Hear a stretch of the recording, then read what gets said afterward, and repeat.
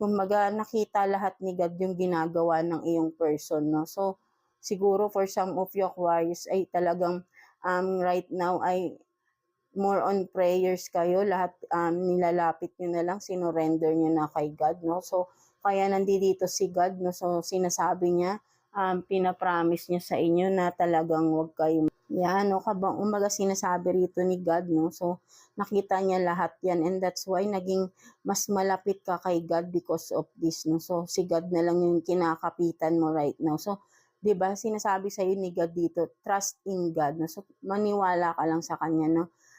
Have faith na malalagpasan mo ito, right? No? So, kumbaga ay, kung ano man itong pinagdadaanan mo ngayon, mga Aquarius natin, or kung sino man sa inyo, ng person mo na ito, nandito si God na nakasupport, no?